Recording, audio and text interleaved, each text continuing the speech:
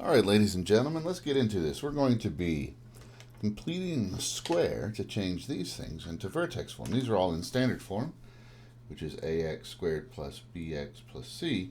We're going to change them so that they're exactly the same value into vertex form.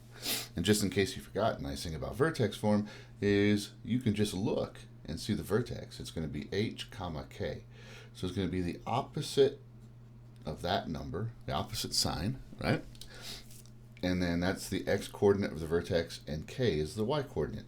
Whereas if you have standard form, in order to find the vertex, you have to use this formula where you take negative of b divided by twice of a, and that gives you the x coordinate. And then to find the y coordinate, you have to plug that in, right? So this is quite a bit of work. This can be kind of difficult. The arithmetic can be kind of ugly.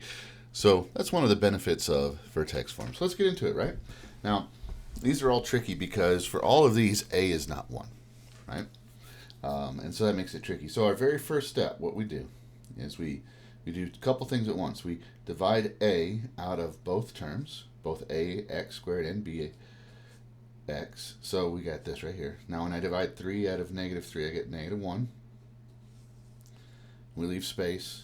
We add 1 like that, right? So that's our very first step every single time. Divide a out of the first two terms, and when we do that, the way we write that is we write it as multiplication with parentheses. So we'd have to distribute this. And if we did distribute this, 3x squared is 3 times x squared is 3x squared. 3 times negative 1x is negative 3x. Leave space because this is where you're going to complete the square, because we're going to make this thing in the parentheses a perfect square. And then put the c term at the very end. Now, thing for perfect squares is that if you take half of b and you square it, that's what c has to be. So we're going to make a new c here. And where we're going to do that is we're going to take half of this, we're going to square it, we're going to add it. So now, this part right here is we'll say perfect, PS is perfect square, no longer postscript. Okay, so now that's a perfect square. It's half of b squared is c. Now again, we don't square it here inside the parentheses because our next step over here is going to be to factor. But because of the thing I wrote in red, this entire equation is not the same value as the original function because I've added something.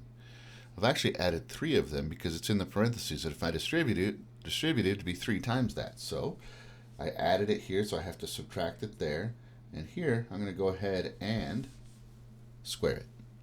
Do you see? Okay, next step. Next step, factor. Every single time, that number is going to go right there. Every single time. That's why you don't square this number. Because if you did, you'd get yourself confused. Because it would be really hard to factor this. It'd be really hard to figure out what multiplies to 1/4 and adds to negative 1. Well, that'd be negative 1/2 and negative 1/2, right? You see? Now here we're going to combine like terms. That's a 3/4, right? Because this is not 3 1/4. This is negative 3/4, and that's a positive 1. So that makes a 1/4. Do you see? There we go. Now, if I wanted to check just to see, if you were doing this and you weren't quite so sure, one of the things you could do is you could use it on your computer, or you could use it on your phone. You could plug in Desmos. So I can see here that the vertex is going to be a positive 1/2 and a positive 1/4. So what I'm going to do is I'm going to plug in the original equation, 3x squared minus 3x plus 1, in my busted old computer here. And I'm going to see if look at that. Positive 1/2, positive 1/4. That's the vertex. Do you see? Positive 1/2, positive 1/4. So we are good to go. So I got it right. So you can use that to kind of give yourself a way to check so you can have some confidence in your work as you move on. Excuse me. Coffee. Good. Sleepy. Bad. All right. Now, for this one, same exact thing every single time. So we're not going to go as slow this time. We're going to talk about the stuff that's a little tricky here. And there is something tricky here. Here's what's tricky. 5 doesn't go into 2. I can't divide, so you have to take this number 5 out of 5x squared, and I have to take it out of a negative 2x. 5 doesn't divide out of 2, so it's a fraction. And this is good. This works because if I multiply 5 times x squared, I get 5x squared. If I multiply 5 times 2/5, I get 2. So it's just fine. It's perfect. Now here's the tricky thing. I have to now take half of b and square it. Half of b and square it. Well, if I wrote half of b like this, it's going to be really ugly, right? That doesn't make much sense. So maybe a smarter way to do it, because there's another way to write half of b. If you read it like this, we need that to be equal to c.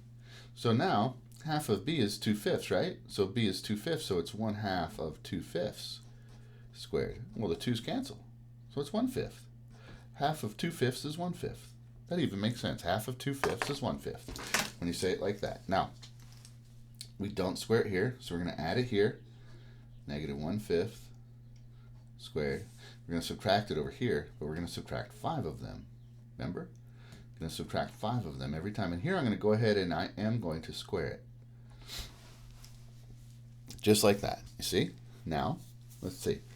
Next up, this is a perfect square, so we're going to factor it. So, f of x equals 5, x minus 1/5 squared, and then over here, we got to combine like terms. So, 5 times, that's 5 over 1, times 1 over 25, that's 1/5. So what I have is I have 1 minus 1/5. Well, that's 4/5. And we're done. So the arithmetic can be kind of ugly, but it typically works out pretty easily. It's not too difficult. The things you got to be careful of, there's 2 things you have to be really, really careful of. The dividing out is easy. Like people, it seems a little confusing at first, but after you get the idea, it's not too bad. Where they get in trouble is coming up with this number because they forget how to take half of this, which I did over here. And then the second thing they do is they forget how to add fractions and whole numbers together like this over here. All right, let's do this one now. Our very first step, divide 2 out. When I divide 2 out of a negative 1, I get 1/2, you see? Yeah? Now I have to take half of a negative 1/2, right? Half of b is 1/2, squared is going to be 1/4. So, or just negative, sorry. Oh yeah, 1/4 squared. Do you see? Negative times a positive. So negative 1/4 squared. Now, on this one right here, I stopped being as careful, and you see I almost got myself confused. Well, you got to be careful with that, you see? Half of 1/2 is 1/4. It's a negative, and you're going to square it. Here we don't multiply by 2, but out here we do. We added it here, so we have to subtract it. I should use my red pen. I apologize. 1/4 squared is 1/16. Do you see? So let's just make sure we got this right. When I took 2 out of 2x squared, that's good. If I were to multiply 2 times 1/2, I get 1. Perfect. Now half of 1/2 is 1/4. Good. 1/4 squared is 1/16. Good. I multiplied by 2 because there's 2 of them in here. So next step, x minus 1/4 squared. And now this 2/16 reduces to 1/8. So I have negative 9 and negative 1/8. Well, that's negative 9 and 1/8. And there we go. 1/8 is 1.25.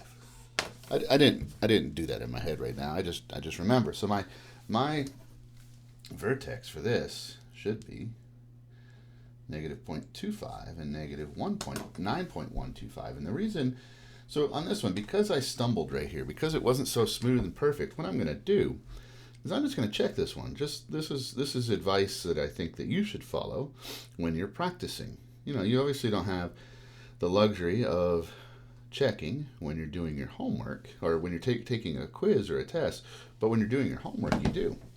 So here you go. I plugged in the numbers. So let's see. See, I got it right. So moral of the story is if you stumble, check. If you stumble, check. That's it. Just see if you got it right. Okay, now the last one's the ugly one. The fraction's kind of ugly on this one, but we can handle this. We can handle this. Look, it's 5th grade level fraction, really. It's really not going to be that bad. Look, we're going to divide 5 out, right?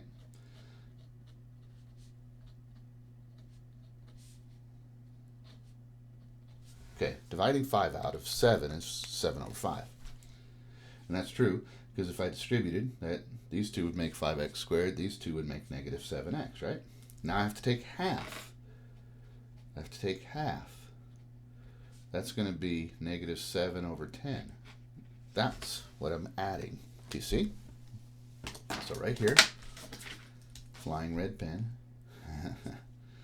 Right here, I'm going to take negative 7 over 10 squared, and I added it. And over here, I'm going to subtract 5 of those, but I'm going to go ahead and square it. Now listen, this is multiplying. It's not this. This is different. These are two different things. This is multiplication. This is a mixed number. Okay? This is like almost 5.5. This is 5 times almost 1/2. Do you see? So I'm going to go ahead and reduce this. I'm going to factor this, right? So we'll do this one as scratch work just to make sure that you guys see. So look, let's do 5 times 5 over 1 times 49 over 100. That's what's really happening right there. 5 goes into 100 20 times. So this is 49 over 20. Now we have to subtract, it's a negative, and we have minus 1. So we can make that 1 into 20 over 20, or you see this is an improper fraction. We could change that into a mixed number. It doesn't really matter which way you do it. You could leave this as mixed numbers or as improper fractions. It doesn't really matter. So like, you could do it this way. You could do 49 over 20 minus 20 over 20, and that gives you negative 69 over 20, right? Or 49 over 20 is 2 and 9/20 minus 1, and so that's negative 3 and 9/20. Same thing there. 20 goes into 63 times with a remainder of 9. Doesn't really matter how you do it. Whichever way seems easier to you. Sometimes the improper fraction is going to be easier. Sometimes the mixed number is going to be easier. It doesn't really matter which way you do it, though. Okay. I would suggest that you have the ability to do both, so you need to practice both. My preference is usually the improper fraction. So there we go. And minus 3 and 9 over 20. 3 and 9 over 20. There we go. Now, let's say you wanted to check that on Desmos, and you didn't know what this number would be as a fraction. Well, you see it's almost 1/2, right? So 7/10 is 0.7. This is almost 1/2, so it's going to be negative 3 point. So if you wanted to make sure, if you wanted to have exactly right, what you could do is you could go to on your phone, you can go to your basic calculator, and you could do 9 divided by 20, and you see it's 0.45. So it was really close. So 3.45. Now let's go ahead and go to Desmos and plug in our original equation. So it's going to be 5x squared. 5x squared. And I don't know why the phone's so blurry. That's weird. Minus 7x minus 1. 5x squared minus 7x minus 1. Look at that. Oh, I know what my mistake is right here. Look, this silly mistake right here, that's the opposite of that sign every time. Duh. So, got to be careful of that. I wasn't thinking. Just be watchful.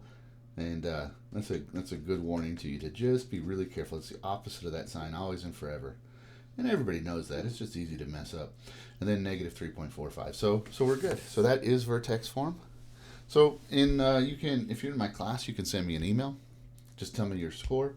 Email me your questions if you want. You can leave questions in the comments. In fact, if you have questions, I'd love for you to leave them in the comment, because those questions are going to serve other people that watch the video that might also have the same kind of question. So anyway, hope it's been helpful, and I hope to talk to you guys soon.